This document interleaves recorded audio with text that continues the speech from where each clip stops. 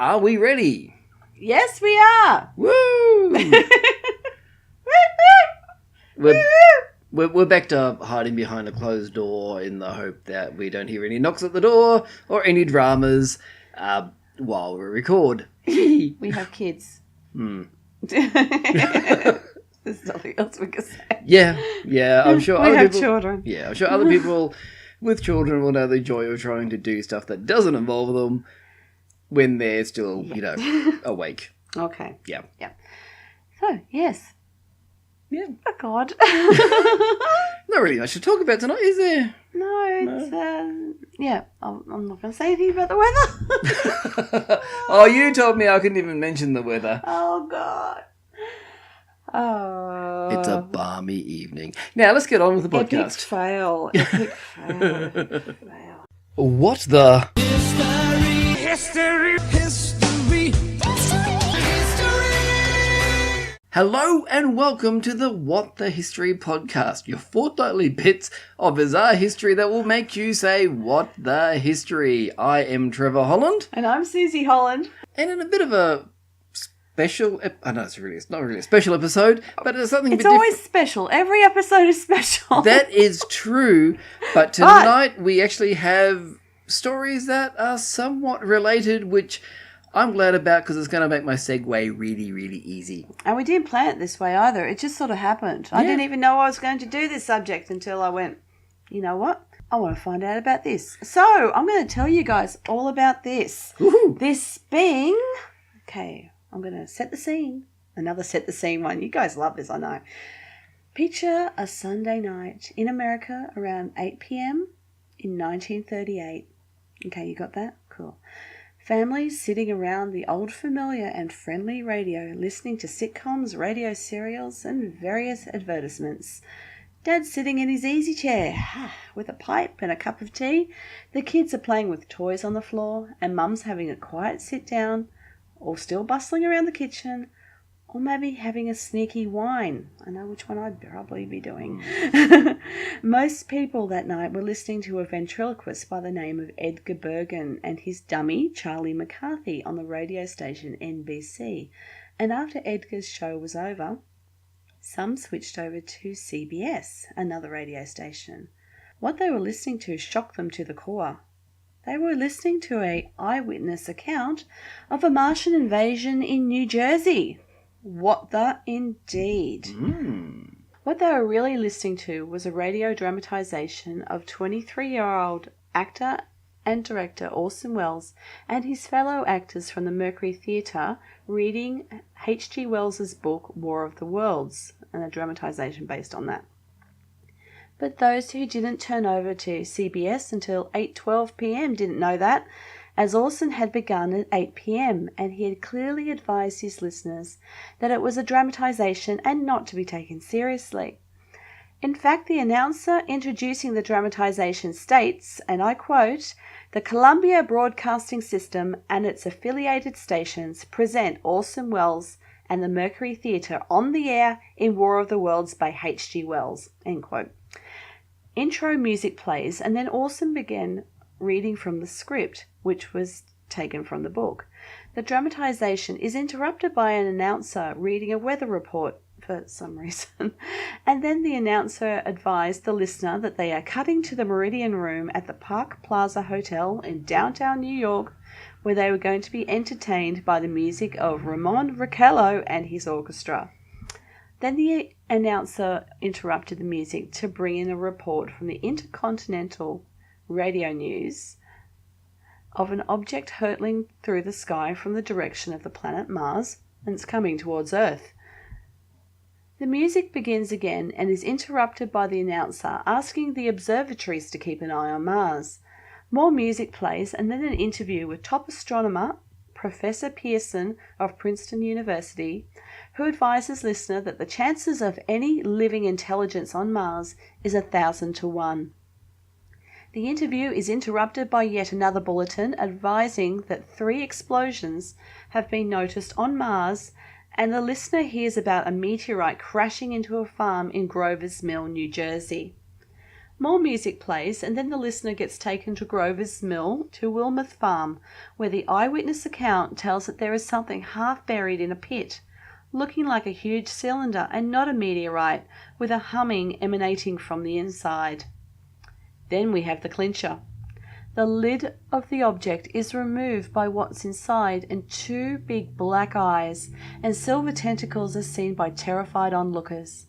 More tragic music, and I do mean tragic, is interrupted by the reporter Carl Phillips, who is now hiding behind the wall at Wilmer's farm and watching the scene, and sees an object rising up out of the pit, hurling flames towards two men who are standing nearby the pit, and soon the whole place is on fire. The last words the listener hears is Phillips shouting, "Now the whole field's caught fire, the woods, the barns, the gas tanks of automobiles. It's spreading everywhere. It's coming this way, about 20 yards to my right." And then the sound of the microphone crashing down, and then nothing. Dead silence. So you're a listener and you've heard all that, not knowing that it was a dramatization, and knowing that your good buddy, your radio, wouldn't lie to you. You understandably start freaking out.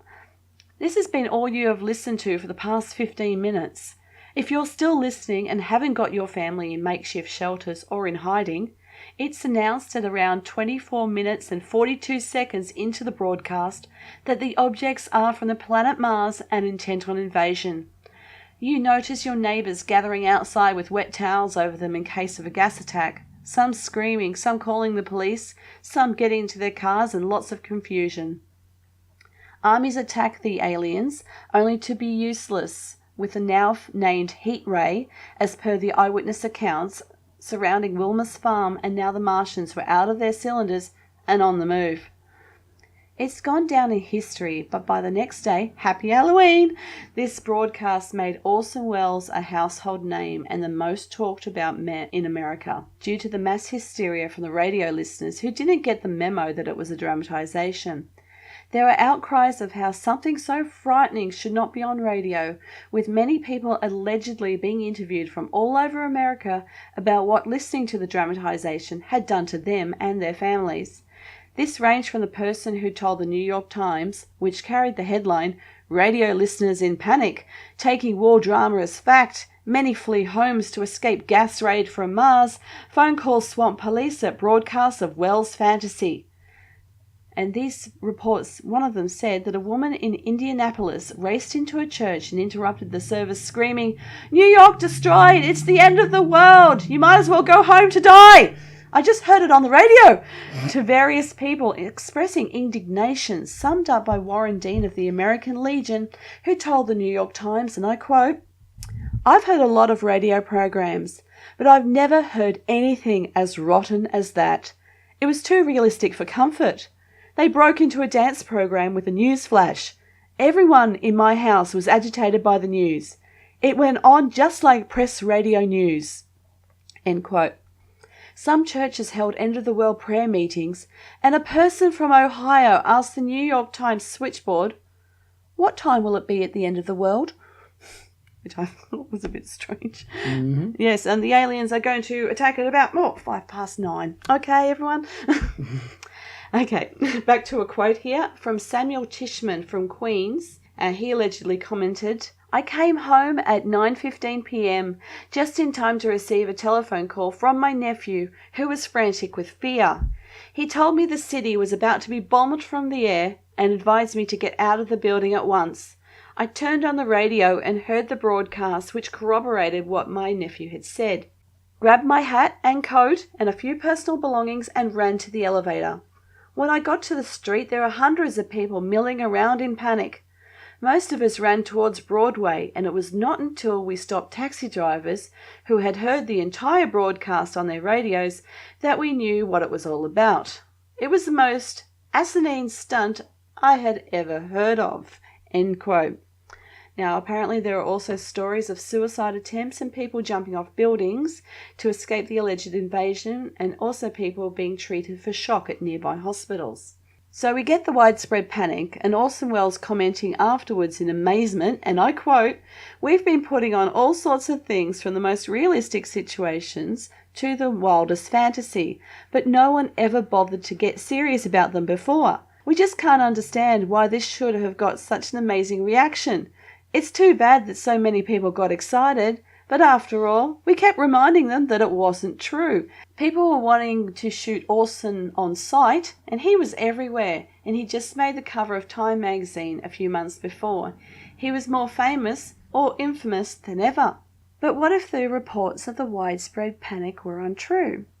The dramatisation told the listeners 4 times during the almost hour-long broadcast that was simply a dramatisation of the book, and I know because I listened to the whole thing, and it's really cool. Okay, but back to my story here.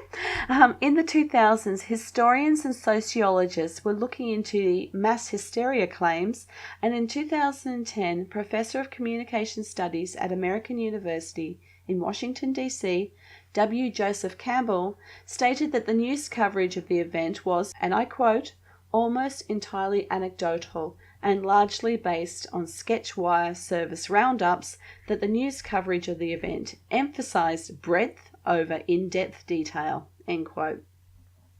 This means that even then, media was being used to frighten people. Campbell also wrote a book called Getting It Wrong and found that most newspapers dropped the story after a day or two. To back up this claim, the C.E. Cooper ratings state that only 2% of the population were listening to the dramatisation and knew it to be a production, not fact.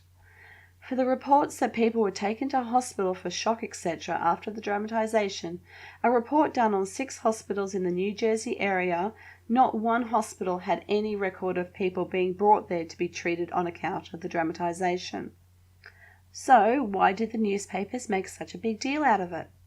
Simply put, the newspaper articles told loyal Americans that radio was not to be trusted and it was an irresponsible form of media, with the newspapers trying to censor their competitor. The newspapers didn't like the radio taking revenue from them for advertising and news stories which happened during the Depression, so what better way to discredit radio news than to go after them and drum up mass hysteria? And what did Orson get out of this? A Hollywood career starting with Citizen Kane, awards, and the rest is what the history. Absolutely, what the history. Yeah, indeed. I thought that this was so interesting. It was, I went in there going, okay, I know all about the mass hysteria. I just wanted to research it. And then I find that it was just a beat up. Mm-hmm. And the newspapers were going after radio because it was a relatively new media at that stage. And they just didn't like radio taking money off them. So, bang. Mm-hmm. And newspapers would never stoop to anything like a fake news broadcast or presentation. Fake news! Fake news! Well, let's just say that's a pretty good segue over to my topic. Oh, that was really good. It was so easy tonight. After the last few times being so difficult finding a segue, it's just like so easy. Booyah. So, back in the 1870s, newspapers fought hard for the eyes and cash of the news-reading consumer. One of the most ferocious combatants was the New York Herald. The publisher of the newspaper was James Gordon Bennett Jr., a man not afraid to spend extra money to get news directly from the transatlantic telegraph line, and was even the financier for Henry Stanley's famous quest to find Dr. Livingstone in Africa. I presume. I presume indeed. Bennett strictly controlled what was published in the New York Herald, and so would have fully approved of the lead story of the edition that hit the streets on Monday, 9th of November in 1874. First, the newsboys distributing the paper screamed out the headlines. "Awful calamity" was splashed across the page, followed by "A shocking Sabbath carnival of death." The public quickly purchased the freshly pressed papers to find out more. The story on page 3, the first 2 pages of newspapers at the time were dedicated to advertisements, so essentially it was a front page story, told a gruesome tale of a mass escape of animals from the Central Park Zoo, or menagerie, as it was referred to at the time. According to the story, written by Thomas Connery, a zookeeper had been trying to move a rhinoceros by prodding it with a stick through the bars of its cage. Provoked and enraged, the rhino smashed out of its confines, killing the keeper before stampeding off and smashing through cages of other animals. At the first whiff of freedom, animals immediately ran and scattered throughout the city, causing chaos wherever they went, and the newspaper did not worry about toning down the details. Now, some examples, and I've got 3 separate examples from the story in the following quotes. Number 1. Backing down from the mangled body with a swiftness almost incredible from his bulk, the rhinoceros plunged his horrid horn into the dead keeper. Second quote. The panther was crouched over Highland's body, gnawing horribly at his head. I recognised his body by the striped shirt, which I could just see hanging tattered from the arm. And the final quote about a not determined animal is, men and women rushed in all directions away from the beast, who sprang upon the shoulders of an aged lady, burying his fangs in her neck and carrying her to the ground. Could it be Dracula? I'm assuming it's some sort of cat. Anyway. Sorry. The details of the incident kept building up with accounts of a lion and tiger fighting on 59th Street. An anaconda was trying to eat a giraffe. A group of Swedish hunters were tracking a lioness that had already killed someone. A rare Bengal tiger had been shot, and another tiger was causing more death and destruction after it had jumped onto a ferry. The paper made no qualms about stating animals were still at large, and their inability to keep track of the numbers of injured, dying, and dead swamping the hospitals. They weren't vague about victims and eyewitnesses, though, giving names, sexes, and ages of those who had succumbed to the ferocious beasts or witnessed the events.